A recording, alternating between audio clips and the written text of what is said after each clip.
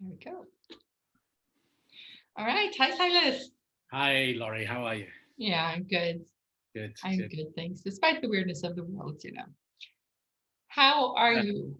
I'm also good, despite the the strange situation in which we find ourselves. Although the situation is actually it's teaching me a lot. I feel like I'm going deeper philosophically Mm, to deal with this scenario, and that is challenging in many ways, but it's also very releasing.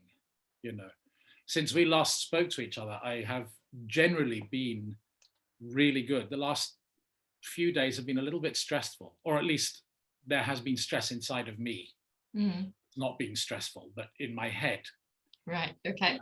there's a little voice Good that to know where says, that's coming from. yeah, yeah, exactly. Yeah. Um, but I really took on board what we last talked about. I have been doing a lot of walking still, Nice. which has been great, actually. Sometimes even going out there when I don't feel like A, I really want to, or B, I have the time. Hmm. And as soon as I've committed and I'm on the walk, things change immediately. And Mm, I feel like this is where I really want to be right now. So I'm taking a lot from that. And I don't know if it was actually during the session or perhaps afterwards last week, but you recommended a book to me mm, um, about the Stoics and about ancient Greek and Roman Stoicism, the practice of, which is slightly different to the way in which we use the word Stoicism these days. And and so I ordered the book almost immediately after we had our last session. And because I'm no longer using Amazon, I'm using a bookstore called Blackwell's that have an online store. mm. They use the Royal Mail, and we're in a bit of a black spot for the Royal Mail at the moment. Things take a long time, so the book took nearly 3.5 weeks to arrive. Oh no. But it was great because one of the things that we talked about last time was patience. Yes. So I immediately thought, there's a part of me going, I want this book, I want this book, I want to read. Um, and then there's another part of me saying, well, this has clearly happened for a reason, so you have to exercise some patience Mm, in getting what you want. And when it arrived, I've only just started reading it because it arrived just a day and a half ago. Um, and I'm about 80 pages in, but immediately it started speaking to me. mm, And it's quite a challenging philosophy, but it's also one that really rings true. mm. Um, so it was really interesting to have to exercise patience Yeah. in waiting for something that I want. All good things come to those who wait is the expression that popped in my head. Yeah, Something absolutely. you might say. All good things come to those who wait, which means that you have to have the right attitude to be able to wait. Yeah. And I think that's the thing that I find very challenging at the moment. Mm, And I've been thinking a lot about coming to this session. The lovely thing about doing a session is that days beforehand you're thinking about that session, and so you're already contemplating and working things out. yeah. Kind of a self-coaching already starts to happen. Yeah. Mhm. And I've been thinking about what to bring to this session, and that experience of the book arriving, and also what the book is challenging. And so I think it's somewhere around the area. I know that sometimes it's not good to look at saboteur voices, but there is a very strong saboteur voice inside of me. And that thing of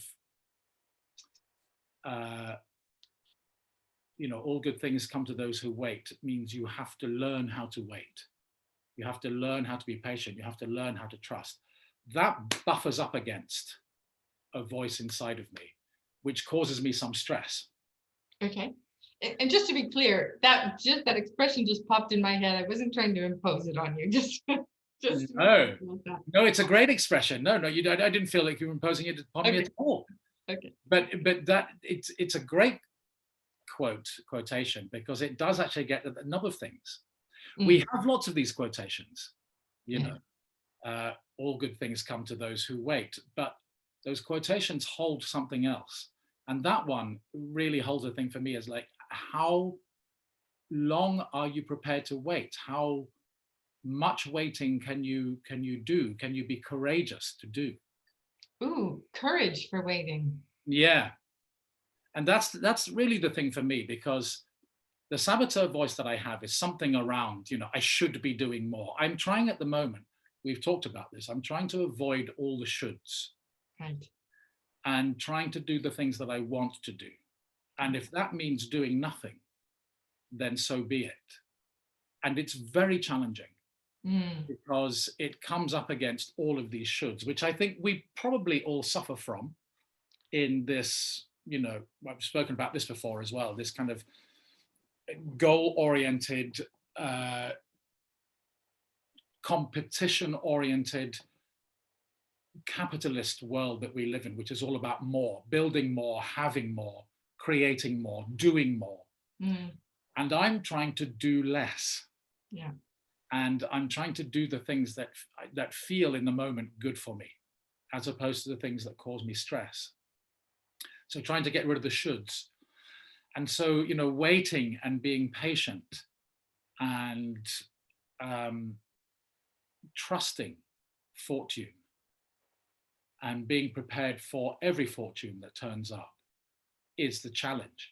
And it comes up against this thing constantly of, you know, I should be doing more. I should be doing this. I should be doing that. I've not done enough, you know. Yeah. And even in kind of thinking about what do I want to bring to this session, I found myself thinking, oh, there's something in my life that I should be doing more of. I'll bring that. And then immediately I was like, no, but I don't want to do more. And I don't want to have a session about, right, you've got to go away and do this, setting myself more goals, setting myself more targets, because I feel like I have enough at the moment, you know. So I wanted the session to be about sort of building on what we've already been talking about, really, which is building on patience and tackling that saboteur voice of, I should be doing this, I should be doing that. I'm not enough, I'm not good enough, and I have to go and do something about it. Gotta prove your worth kind of thing? Yeah. Okay.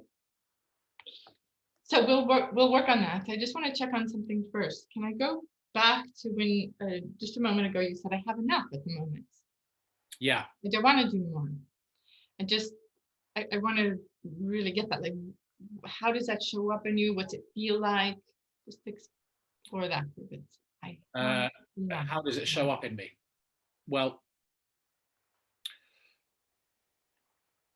the things that come to mind are, right now I have started to do some work on the house and the garden. And those are personal projects.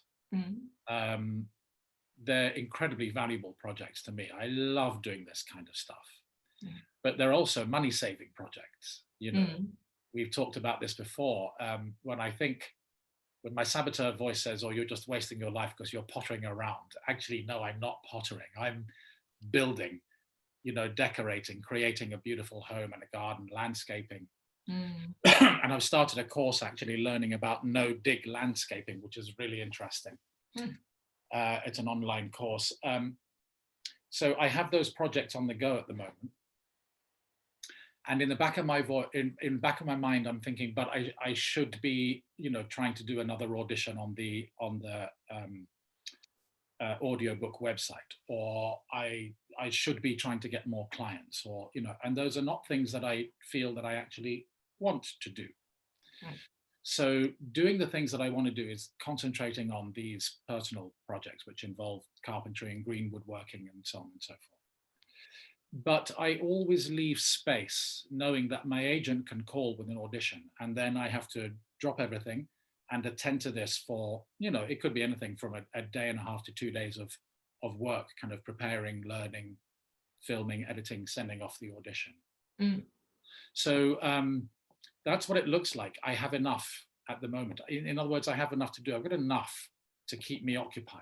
And what's it feel like to just say those words? I have enough.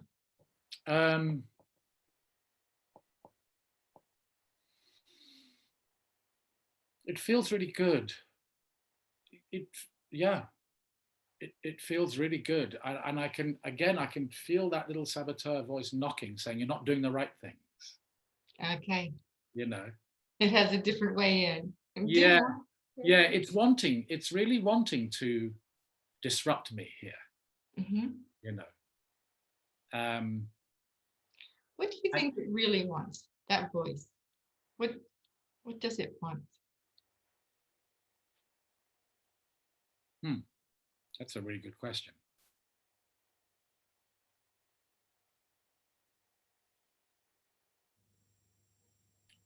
I think the thing that comes to mind is it wants attention. It, Okay. it this feels like, I want to say it wants to disrupt me Yes, I heard you say that. because So, it's a saboteur, but actually I think it's that it wants attention. There's a part of it that wants it to be spoken to. okay. Can we have a dialogue with it? Yeah, yeah. Do you want to play both sides of the dialogue, or you want me to play one side and you play the saboteur voice? Oh, I'm not sure. Let's try it. Let's see what happens. I'll start. You try to bring this saboteur voice out completely and play its part, if you I will. played part of the saboteur. Okay. Yeah. Yeah. Um, Saboteur, what's your name? What do you want me to call you? Grimaldi. Grimaldi. Yeah. Grimaldi. So Grimaldi, you want something. I can Yeah. tell you want something. What do you want? I I want you to pay me attention. Okay. Do you want like spotlight kind of attention or what? Yeah. And I want what's to be noticed. okay? Great. So looking at you right now, we're even recording this. You want to be noticed. What do you want to say? I want to say, why aren't you doing more? What's wrong with you? Oh, what's wrong with you? Okay. Say more about that. There's something wrong if not doing more? What's up with that? Well, you're lazy. You seem to be wasting all of your time doing Okay. things that aren't important. Okay. And what does this have to do with you? What does that have to do with you? You wanted attention.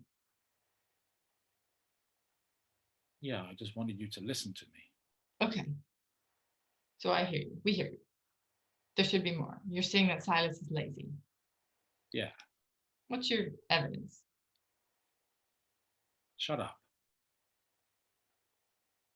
I don't have to give you any evidence. Okay. You're right. You don't. So you see Silas is lazy. What's wrong with that? You make me feel small now. Okay. What would have you feel big and heard and appreciated?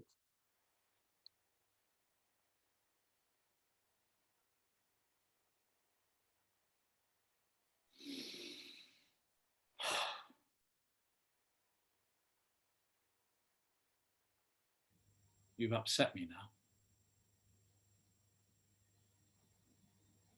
Okay. So in your upset state, what do you want to say?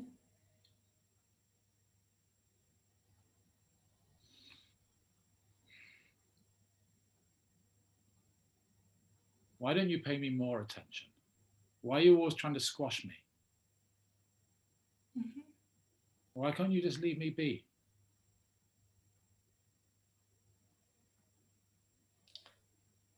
I I think Silas does try to leave you be. It doesn't make sense to me. What do you mean? Well, the louder I shout, the more you seem to turn away from me, and you pay you, the more you ignore me. Hmm. Oh, And I just want to be heard sometimes. okay. And what if you're heard and your advice is not followed? Is that okay? Yeah, Yeah, okay. yeah. Sometimes I don't want to be giving advice. Sometimes I just want you to know that I'm here. Okay. So there you are, and you're talking about being lazy and doing more, and You know, Silas runs the show. He doesn't want to do more. He's very content working on contentment. Yeah, I can see that. What would have you be content?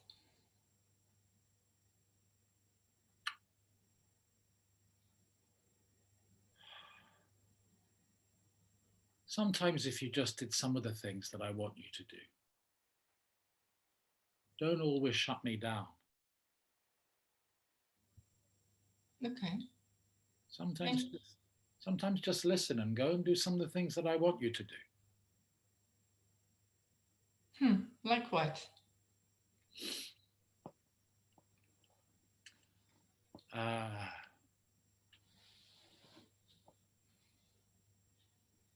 don't know. So here's the thing, Grimaldi. I know I've talked with characters like you quite a bit, and my experience is that, you know, you say, oh, just do one thing. Okay, so maybe Silas does that and does one thing. How will you be satisfied with that? My experience is that there's no satisfaction ever. There's always more. It's not my job to be satisfied. Okay, what is your job?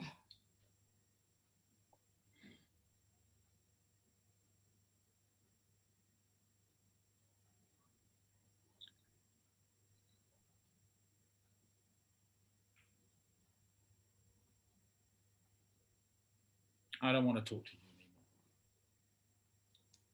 You're adorable, Grimaldi. And I know you have good intentions. And I know you want something. And I know you want something for Silas and the whole Silas package.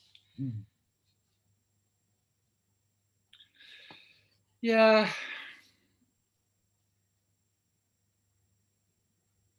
Yeah.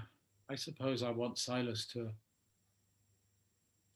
make sure that he doesn't die thinking that he didn't live a good life, that he didn't do enough with his life. So I just want to make sure that he's fulfilling his time here.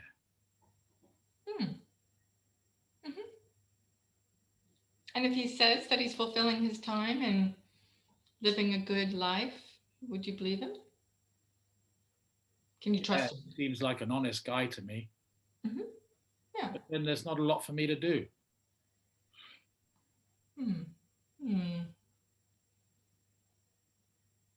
What do you think about that?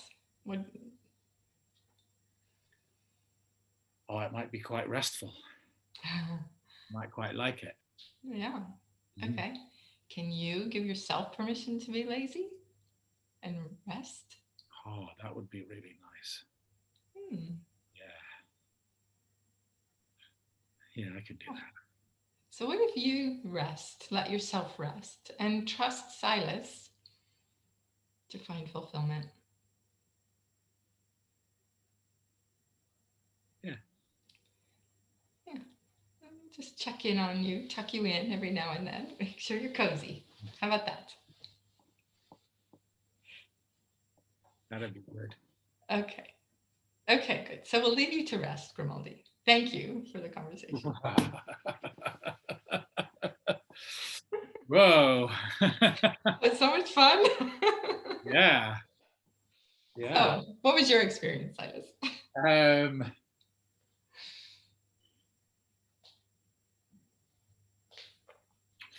Yeah, that's really interesting. It really does feel like Grimaldi's a child, and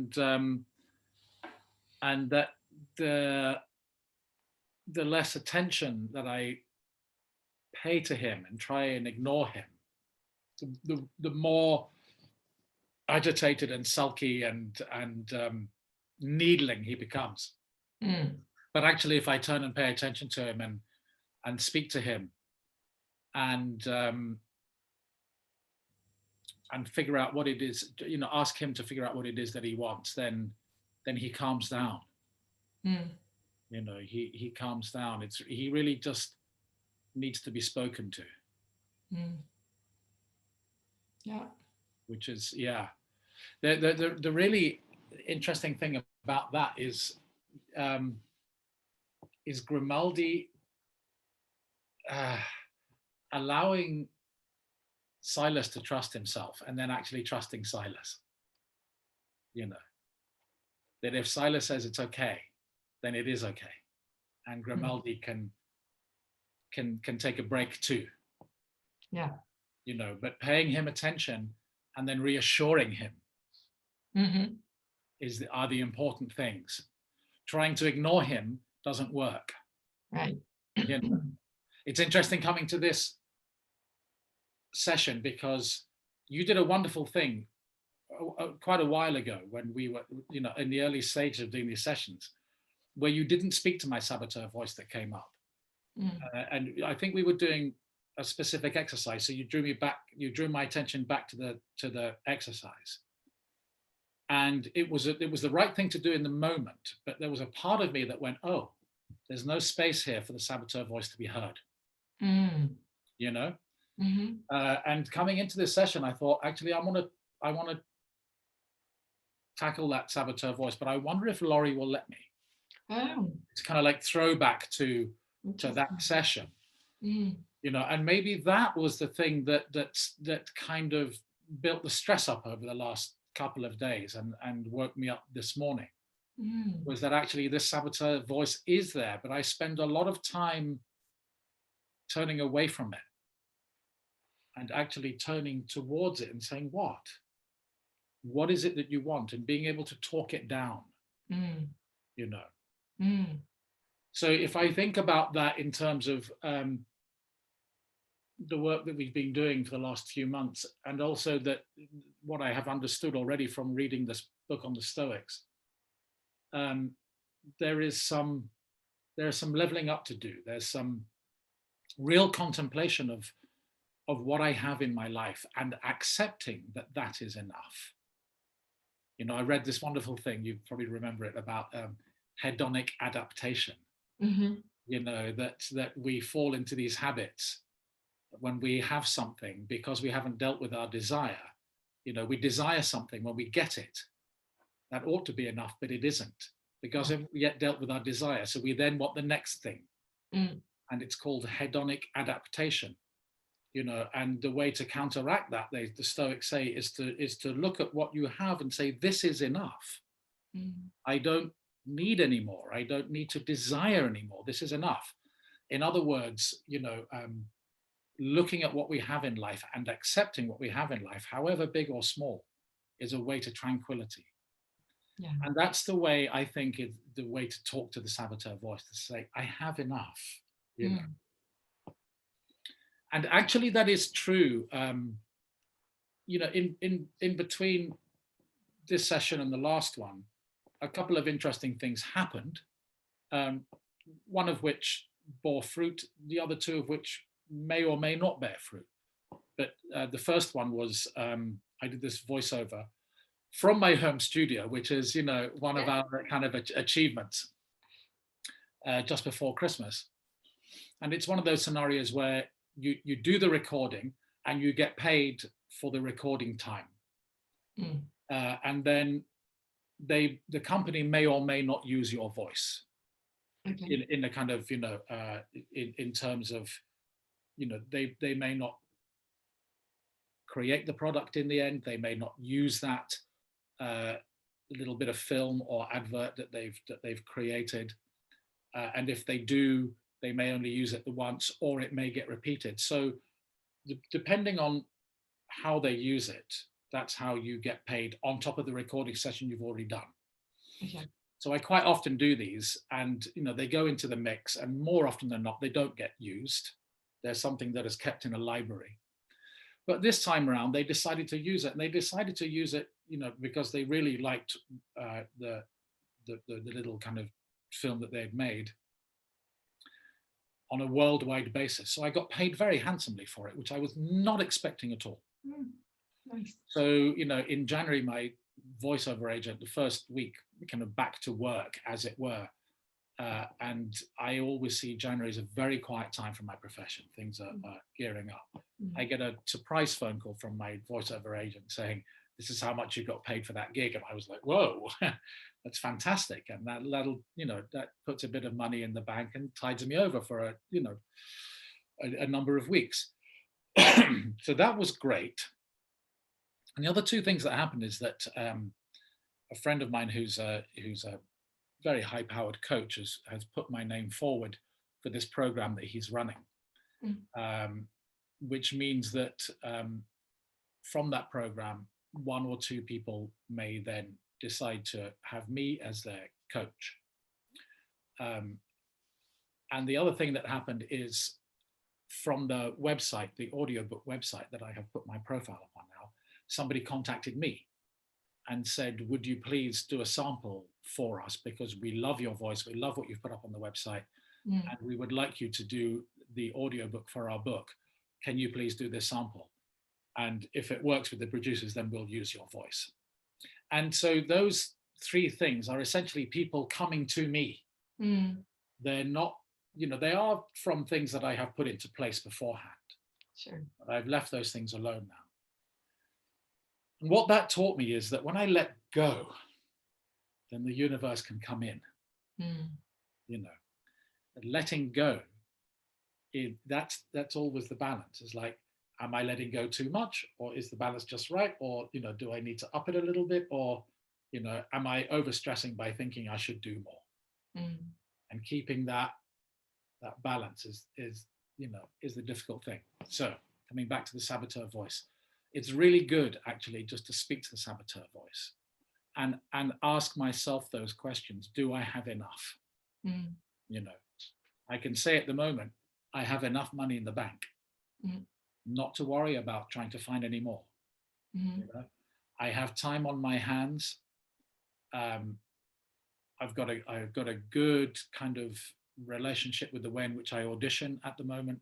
So as soon as my agent calls me, I can just drop things and go and do that audition efficiently. I have everything in place. I've been learning how to edit all of those different things. So at the moment, things are good. Nice. And when I speak to that saboteur voice, that's really helpful. When I ignore it, that's when it gets agitated. And then it becomes quite hard to answer it. What was interesting then was that it was quite hard to answer the saboteur voice, or saboteur voice. It was quite hard for you to talk to it, because at first it was just grumpy. Yeah. It was grumpy because it hadn't been paid attention. Yeah. So first of all, I'm sorry that I set that up to begin with. It made it sound like we shouldn't pay attention. I love that you're giving all these lessons. I don't want you to apologize for it. It wasn't. There was nothing wrong in the moment. In fact, it was a really good moment. But there was a part of me that interpreted that in a different way. No, I knew it at the time. I was like, actually, that's really good coaching. What we do not need to be doing now is paying attention to the saboteur voice. We need to be concentrating on this. But it set up a rule. Yeah, I took that on board and thought perhaps there's a rule there. Yeah. Well, I'm glad you brought the saboteur back. It seems like a really useful conversation. Write him down.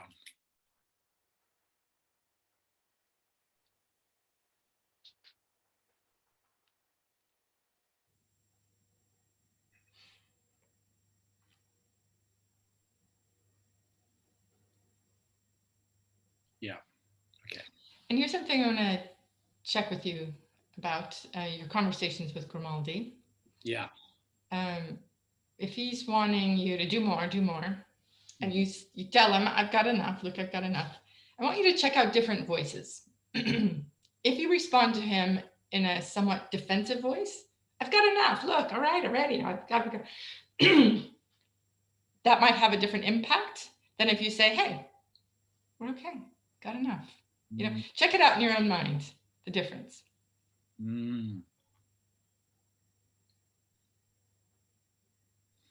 Yeah.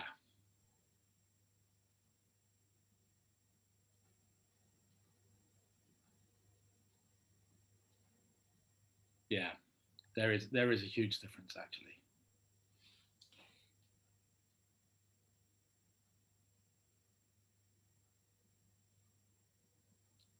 So you don't have to defend yourself that you have enough yeah, yeah, yeah. or That prove or. yeah, that's the thing.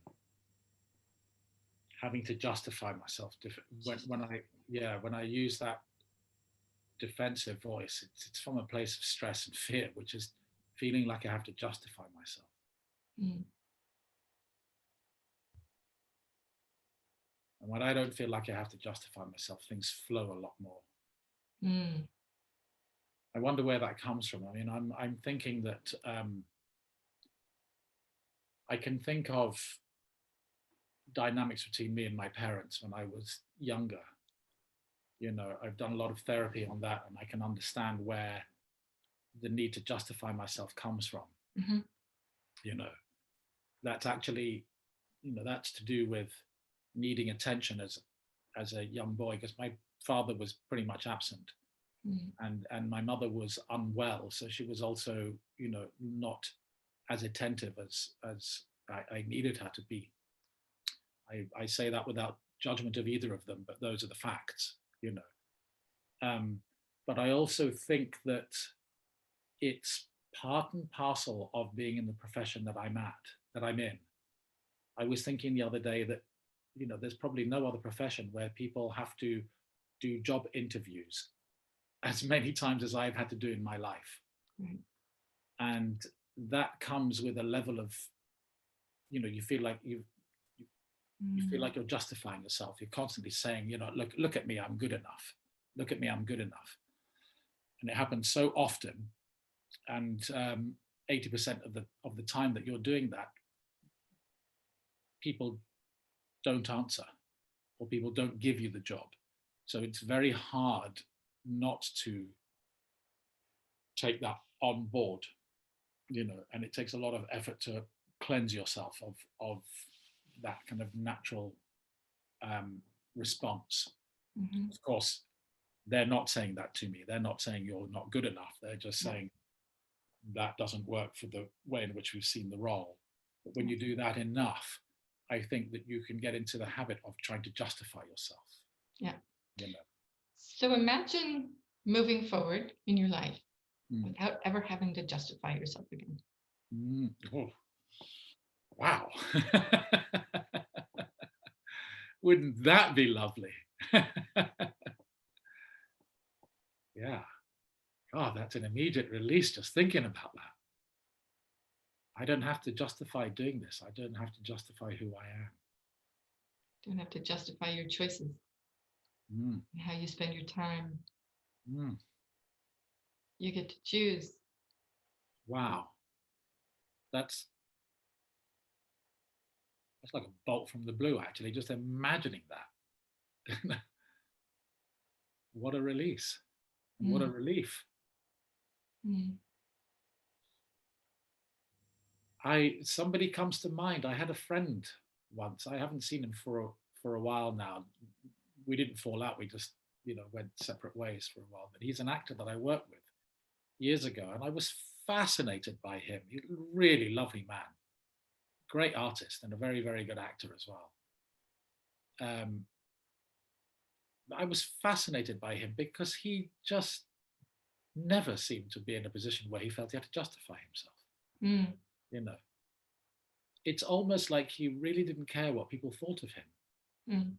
And consequently, people loved him. I mean, he was, he really was incredibly popular guy, but he really didn't care. He would put people's backs up, because he was blunt and he was very true to himself. So, every once in a while, he would be like, absolutely like, no. And people, he would put people's backs up, but they would forgive him very quickly because he was very honest with himself, He never, and he said to me once, he said, I just don't care what people think about me. I don't care if people hate me, which was an amazing, to me was just a very, very, what's the word? Releasing, freeing way to be. Not caring if people hated him, A lot of freedom in that, I can imagine. I mean, it's a natural driver. We want people to like us. We want to belong, all that stuff. Yeah. Yeah. Yeah. And a lot of the stuff we do has nothing to do with how much people like us. Yeah, yeah, yeah, absolutely. So will you try this on, this idea of Yeah, not justifying and yeah, see where it goes? You don't yeah. have to Great. justify yourself to Grimaldi, to me, to anybody, to Yeah, yourself, to the world. I'm just writing down.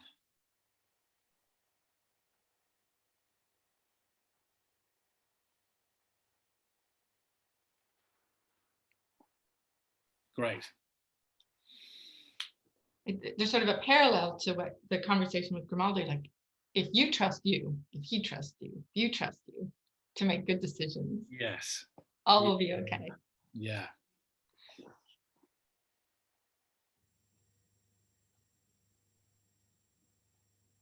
yeah. Great. That feels like a huge relief. Good, good. It feels like a chewy thing or a meaty thing to chew on or something like that. Makes it Yeah, better. yeah, yeah, yeah. It really is. Yeah. It's interesting. This one of the things that has been coming up for me over the last few weeks and months doing this work with you, and now reading this book, is that this I'm aware that I am kind of not going over the same ground, but we are revisiting a lot of the same themes. Mm, And the reason I feel that's the case is that this is actually very, very profound, mm, and it's very deep thinking, and it's a profound place to get to. What I love about reading about this book is the knowledge that the ancient philosophers weren't just thinking about how things are, contemplating what it is to be a human being. They were creating ways of life based on that thinking. yeah. you know and that it takes a whole life to work out the way in which to live. Yeah. Mm, And that feels like that's going on with me at the moment. There's something very, very deep underneath all of this. mm, It's, I'm trying to settle with what is the way to live that works for me, yeah. you know. And in a way, it's very challenging because um, I'm looking at, undoing many habits and saboteur voices and ways of being that I've been stuck in habitually for a very long time. So it feels like deep work. Yeah. Nice. Yeah. I often think coaching is about creating our own owner's manual. Creating our own what manual? Owner's manual. Owner's manual. Like Yeah. with a car, you get your owner's manual. Yes. Yeah. Oh, How to service this thing. that's a great way to put it. Yeah. Yeah. Yeah. Yeah. That's great. Thank you. Mm. So it feels like this is a good stopping place. Yeah. Yeah. Absolutely. Yeah. Good. So you'll practice some stop justifying and we'll see where that takes you. Yeah. Brilliant. Thank you, Laurie. Thank you so much. All right. Thanks, Silas.